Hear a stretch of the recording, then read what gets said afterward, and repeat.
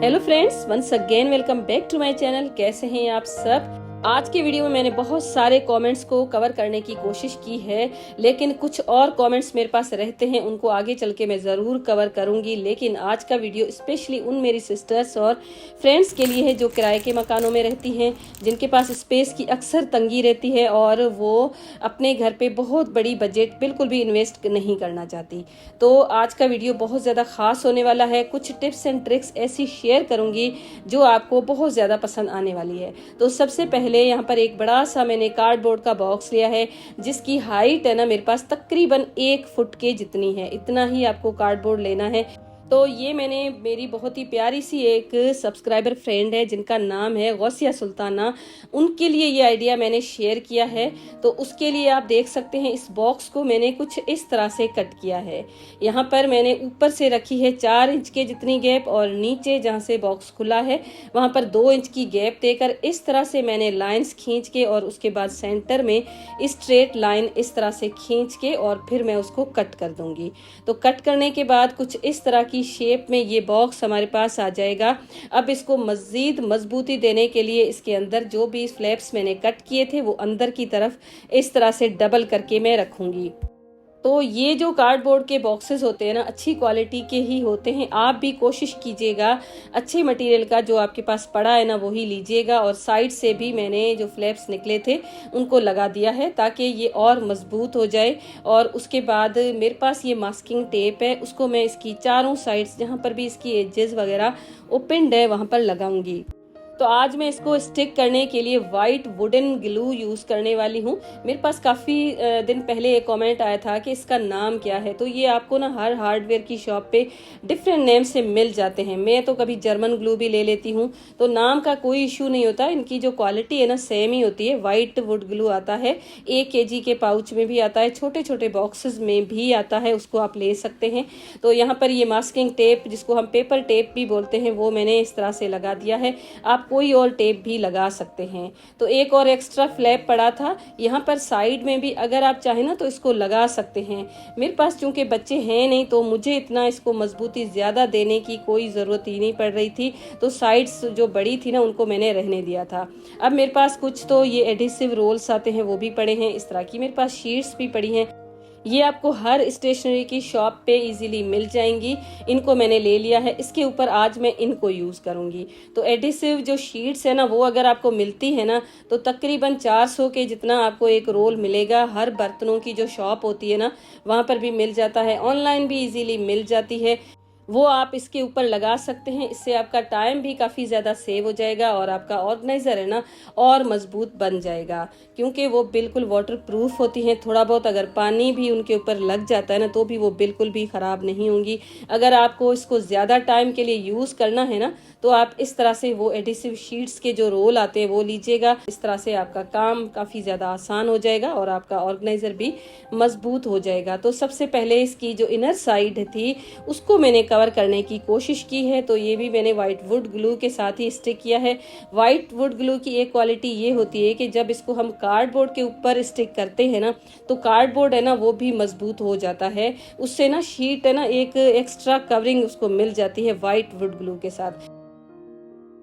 वैसे तो आप किसी भी एडिसिव के साथ इसको स्टिक कर सकते हैं, और जो हमने शीट्स यूज किए ना वहां पर अगर आप चाहें ना तो फैब्रिक भी यूज कर सकते हैं।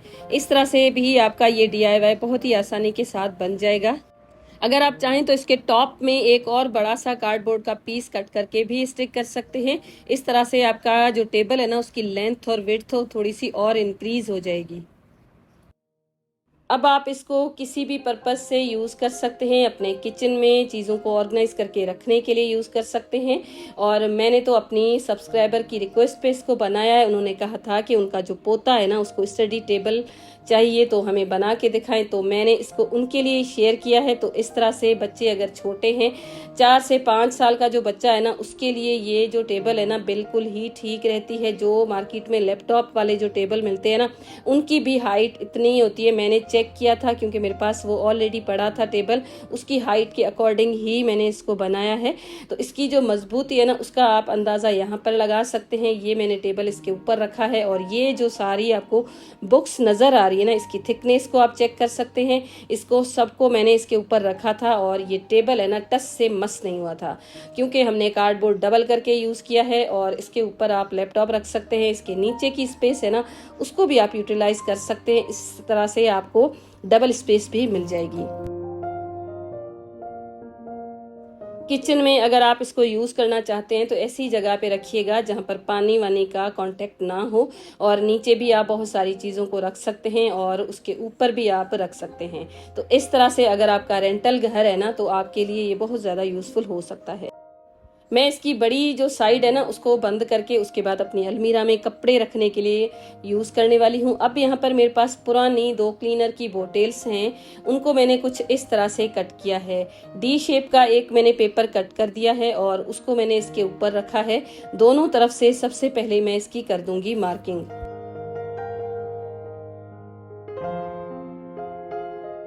और इस बोटेल को आप अपने अकॉर्डिंग किसी भी शेप में कट कर सकते हैं। मुझे कुछ इस तरह की शेप इसकी चाहिए थी, तो मैंने दोनों साइड से पहले परमानेंट मार्कर के साथ मार्किंग कर दी और उसके बाद मैंने इस स्केलपल के साथ इसको कट किया। और यहाँ पर मेरा हाथ बहुत ही बुरी तरह से कट हो चुका था। वैसे तो ये कटर अच्छी तरह से प्लास्टिक को कट कर देता है, लेकिन इसके अंदर जंग आ चुका था, क्योंकि कराची का मौसम ही ऐसा है ना। तो उसके बाद ना ये टूट गया था ब्लेड और जाकर मेरी फिंगर पे लग चुका, तो बहुत ही बुरी तरह से ये कट हो चुका था। लेकिन मैंने इसको फाइनली अपने वीडियो को कंटिन्यू रखा, इस तरह से मैंने इसको कट किया। अब इसका जो ऊपर का पार्ट है ना उसको भी मैं ज़ाया नहीं करूँगी। इसके साथ ही एक बहुत ही क्यूट सा, बहुत ही यूज़फुल सा ऑर्गेनाइज़र आपके साथ मैं शेयर करने वाली हूँ। तो ऊपर जहाँ पर थोड़ी सी मुझे गैप नज़र आ रही थी वहाँ पर मैंने इस तरह से मार्किंग कर दी और इसका जो हैंडल है ना उसको मैंने हाफ में इस तरह से कट कर दिया। अब मेरे पास एक पीवीसी का पाइप पड़ा था, आप कोई भी रॉड ले सकते हैं, वुडन की स्टिक ले सकते हैं। इसके अंदर मैंने इसको फंसाया। अब ये जो छोटा सा शवल है ना, इसको अगर आप चाहें ना तो अपनी बैक को स्क्रैच करने के लिए भी यूज़ कर सकते हैं, क्योंकि इसकी जो एजेस है ना उनको हमने बिल्कुल कर दिया है स्मूथ। और आजकल गर्मियाँ भी बहुत ज़्यादा हैं, तो इस तरह से ना आपका एक छोटा सा टूल भी रेडी हो जाएगा।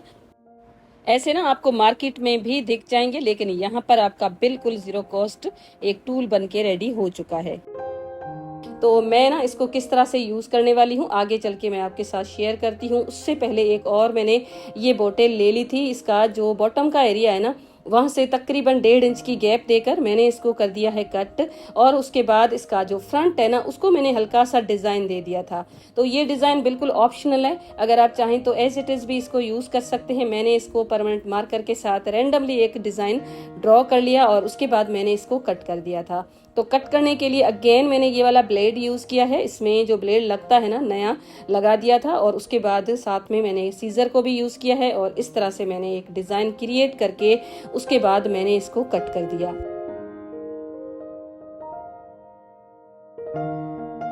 अब जो बॉटम का पार्ट हमने कट करके अलग कर दिया था उसकी बेस में इस तरह से मैंने एक होल कर दिया है, ताकि इस बोटेल का जो नेक का एरिया है ना वो इसके अंदर चला जाए। और उसके बाद इसका जो कैप है ना मैं इस तरह से बंद कर दूंगी।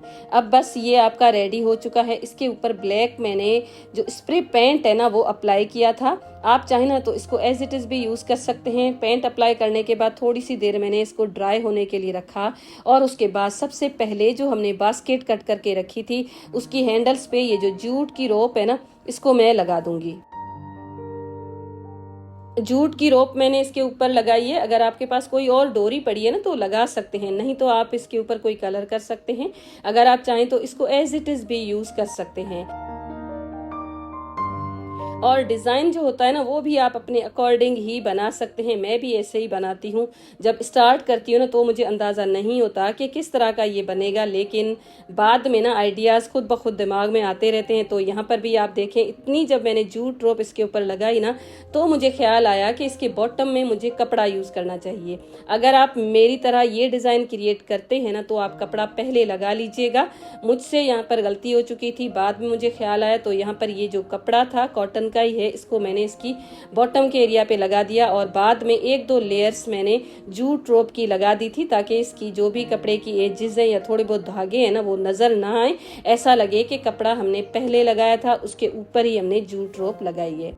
अब इसका जो फ्रंट है ना उसके ऊपर कुछ आर्टिफिशियल फ्लावर्स थे छोटे छोटे, वो स्टिक कर लिए। इसके यूजेस देखने से पहले ये मेरे पास टेट्रा पैक का एक डब्बा है, इसको मैंने खोल दिया है।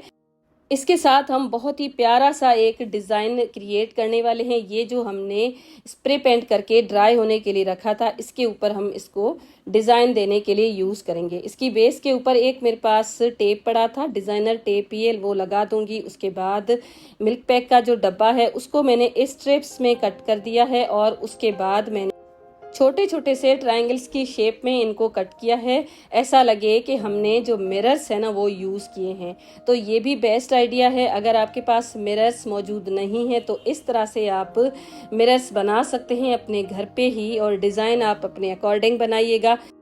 मार्केट में जो मिरर्स मिलते हैं ना, एक तो महंगे भी होते हैं और कभी कभी ना इस तरह की चीजें हमें मिलती भी नहीं है, तो आप इस तरह से मिरर्स खुद घर पे बना सकते हैं।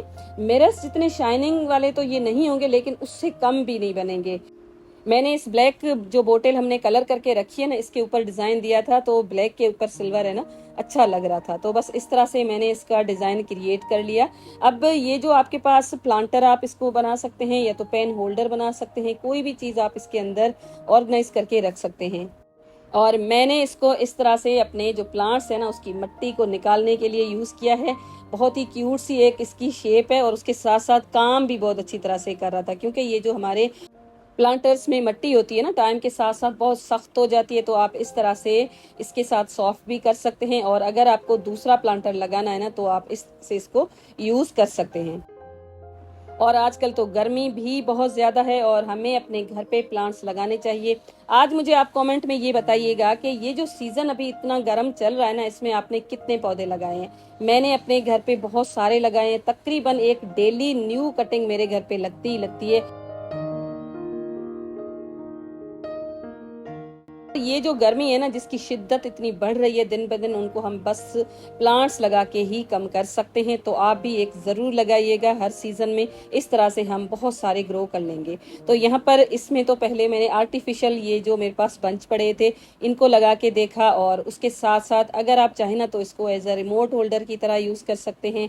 अगर आप चाहें तो इसको एज अ मोबाइल होल्डर की तरह यूज कर सकते हैं, किसी भी स्पेस पे इस तरह से रख के भी यूज कर सकते हैं, या तो फिर अगर आप चाहें ना तो इसको हैंग भी कर सकते हैं।